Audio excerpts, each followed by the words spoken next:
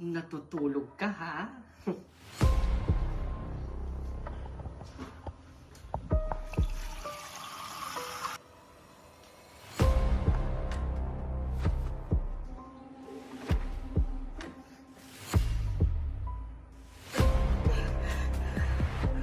Minsan, Ginebra! O ano? Nagulat ka?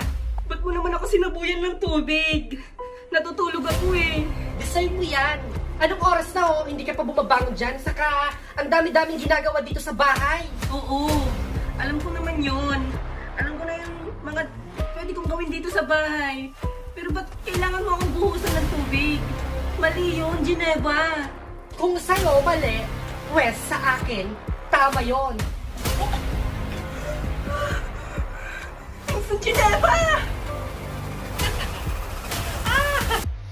Sobra ka na. Oh, bakit? Anong gagawin mo sa akin? Ano? Lalaban ka? Ha? Lalaban ka? Ha? Lalaban ka? Ha? Ha? Matapang ka. Aray ko! Matapang ka. Ginebra! Ha? Matapang ka. Aray ko! Mama! Mama! Anong ginawa mo sa anak ko? Ma! Sinabunutan at tinulak niya ako! Ha? Ikaw yung nauna, Ginebra! Ikaw yung nabunot sa akin! Tsaka binuhusan mo ako ng tubig habang natutulog ako eh! Di ba? Ma! Sinungaling yan! Alam mo, Jessica, kung binuhusan ka man o hindi, dapat hindi mo sinasaktan ang anak ko! Dahil dyan, Ginebra, anak, kunin mo yung gunting. Gunting, ma? Anong gagawin mo sa gunting, ma? Basta, gagawin tayo sa kanya, ano? Kunin mo na yung gunting, dalian mo. Sige po, ma! Ma, eto na yung gunting, oh. Handa ka na bang mapantahan, Jessica? Tita, anong gagawin niyo sa akin? Ito, malalaman mo na. Ginebra, hawakan mo kami niya sa likod.